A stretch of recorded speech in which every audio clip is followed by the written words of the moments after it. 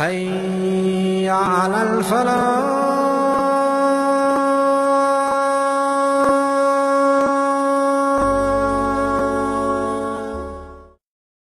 யார் ஒருவர் ஃபர்லான தொழுகைகளுக்கு முன்னால் அல்லது பின்னால் 12 ரக்காத் அல்லது 10 ரக்காத் சுன்னத் தொழுது வருகிறாரோ, அதுல லுஹருக்கு முன்னால 4 2 4, லுஹருக்கு பின்னால 2, அந்த 12 லிஸ்டில் உள்ளது.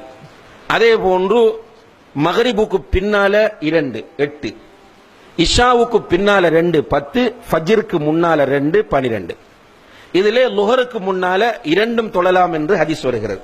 2 தொழுதால் 10. இந்த 10 அல்லது 12 ரக்காத்துக்களை ஒருவர் ரெகுலராக தொழுது வந்தால், பயணத்தில் இருந்தால் தொழ தேவையில்லை. பயணத்தில் இருந்தால் அவர் ஃபர்லான தொழுகைகளை மாத்திரம் தொழுதால் போதும். இந்த ரெகுலரான சுன்னத்தை தொழ வேண்டிய அவசியம் இல்லை. தொழுவது சுன்னத்தும் அல்ல. ஒருவர் ஊரில் இருக்கும் போது இந்த 12ஐயும் தொழுது வந்தால் அவருக்கு சுவர்க்கத்தில் ஒரு வீடு கட்டப்படும். இதை கொஞ்சம் தனிமையில் உட்கார்ந்து யோசிச்சு பாருங்க. அல்லாஹ்வுடைய தூதர் சொல்கிறார்கள், வஹீன் அடிப்படையில் சொல்கிறார்கள், இது பொய்யாக இருக்குமா? இதுல நமக்கு சந்தேகம் வர முடியுமா? நிச்சயமாக வராது. அன்புள்ள சகோதரர்கள், இன்றைக்கு பாருங்க நம்முடைய நிலைமைய.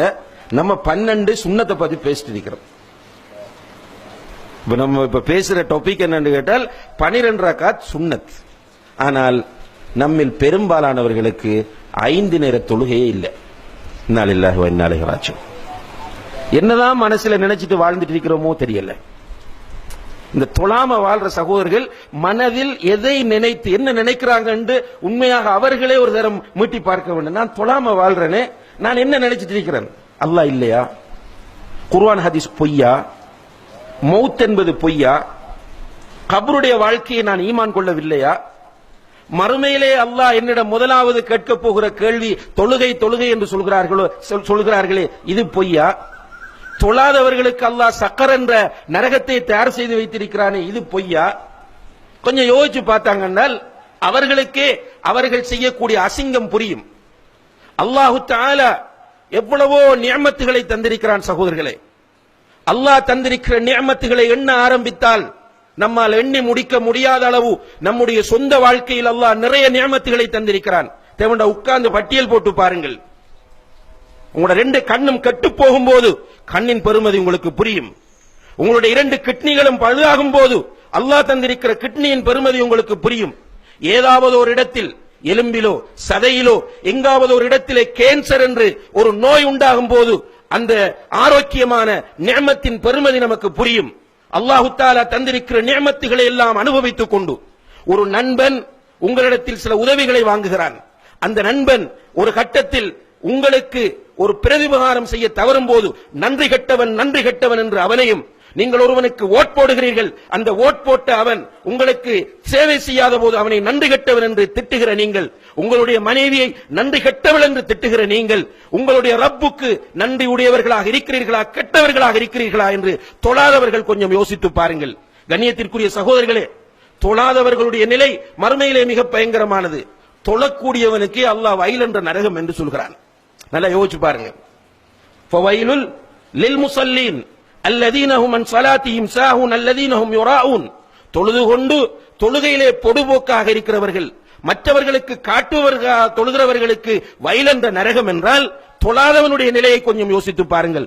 ரசூல் ஸல்லல்லாஹு அலைஹி வஸல்லம் அவர்களுடைய காலத்தில் ஒரு கூட்டம் இருந்தார்கள், மிக டேஞ்சரான கூட்டம்.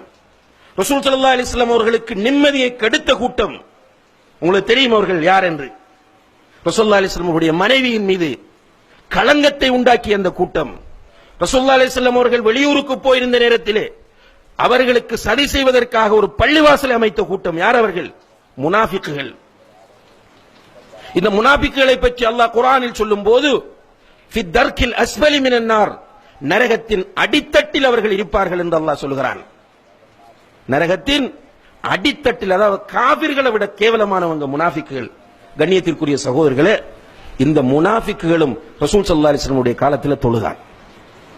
கொஞ்சம் யோசிச்சு பாருங்க. தொழாதவர்கள், நீங்க அந்த முனாஃபிக்கை விட மோசமானவர்களா? முனாஃபிக்கை விட நன்றி கட்ட கேவலமான கூட்டமா? ஏன் உங்களுடைய மூளையை பயன்படுத்தாமல் இருக்கிறீர்கள்? உங்களுடைய சிந்தனையை பயன்படுத்தாமல் இருக்கிறீர்கள்? நீங்க ஹுத்பா முடிந்து போகும்போது ரோட் கிராஸ் பண்ற நேரத்தில் ஒரு வாகனம் வந்து அடித்தால் ஹலாஸ், உங்களுடைய வாழ்க்கை முடிந்து விடுகிறது. அன்புள்ள சகோதரர்களே, உங்களோடு கோபத்தில் பேசவில்லை. இந்த ஹுத்பாவின் பெருமதியை நீங்கள் மௌத்தாகும் போது உணர்வீர்கள், நீங்கள் கபரில் வைத்து உணர்வீர்கள். மஹ்ஷரிலே உங்களுக்கு முன்னால் அல்லாஹ் வந்து உங்களோடு நேரடியாக பேசும்போது இந்த ஹுத்பாவின் பெருமதியை உணர்வீர்கள். இன்று முடிவெடுங்கள், இந்த பள்ளியில் வைத்து முடிவெடுங்கள், அல்லாஹ்வின் மீது சத்தியம் செய்து முடிவெடுங்கள். இதற்கு பிறகு என்னுடைய வாழ்க்கையில் ஒரு வக்து தொழுகையும் நான் விடமாட்டேன் என்ற முடிவை எடுங்கள். ஒரு மனிதனை ரசூலுல்லாஹி அலைஹி வஸல்லம் அவர்கள் எப்படி தொழுகைக்கு வழிகாட்டுகிறார்கள் என்றால், நின்று கொண்டு தொழு, அதற்கு முடியாவிட்டால் இருந்து கொண்டு தொழு. அந்த அளவுக்கும் உன்னுடைய உடலில் ஆரோக்கியம் இல்லையா, படுத்துக் கொண்டு தொழு. அதற்கு முன்னால் முடியாவிட்டால் கண்களால் சைக்கிளை செய்தாவது தொழு. தொழுகை விட முடியாது சகோதரர்களே. ஊரில் இருந்தாலும் தொழ வேண்டும், பயணத்தில் இருந்தாலும் தொழ வேண்டும். நீங்கள் வாகனத்தில் போனாலும் தொழ வேண்டும், விமானத்தில் போனாலும் தொழ வேண்டும். நீங்கள் சமாதான சூழ்நிலையில் இருந்தாலும் தொழ வேண்டும். யுத்த களத்தில் ஆயுதம் ஏந்தி போராடுகிற போராளிகளாக ஃபயரிங் நடந்து கொண்டிருக்கிற சூழ்நிலையாக இருந்தாலும் நீங்கள் தொழ வேண்டும் என்கிற அளவுக்கு இஸ்லாம் தொழுகையினுடைய முக்கியத்துவத்தை நமக்கு சொல்லி இருக்கிறது என்றால் ஏன் நமக்கு புரியவில்லை? இந்த சகோதரர்கள் ஒன்றை புரிந்து கொள்ளுங்கள், தொழாதவனுக்கு இஸ்லாத்தில் எந்த பங்கும் கிடையாது. நீ இஸ்லாம் பேசுறதுக்கு உனக்கு எந்த ரைட்டும் கிடையாது, பேசாதே, நீ நரகவாதி. ரசூல் ஸல்லல்லாஹு அலைஹி வஸல்லம் அவர்கள் சொன்னார்கள், அல் அஹ்துல்லதி பைனனா வ பைனஹும் அஸ்ஸலா, நமக்கும் அவர்களுக்கும் இடையில் உள்ள வித்தியாசம் தொழுகையாகும். தொழாத நீ இந்த உம்மத்தில் நீ ஏன் கவலைப்பட வேண்டும்? முஸ்லிம்களை பற்றி உனக்கு என்ன அக்கறை? முஸ்லிம்கள் பார்த்துக் கொள்வார்கள் அவர்களை. தொழாதவனுக்கு இஸ்லாத்தில் எந்த பங்கும் இல்லை என்று உமர் இப்னுல் கத்தாப் ரலியல்லாஹு அன்ஹு அவர்கள் சொன்ன கட்டத்தை கொஞ்சம் யோசித்து பாருங்கள். சாதாரணமான ஒரு கட்டம் அல்ல.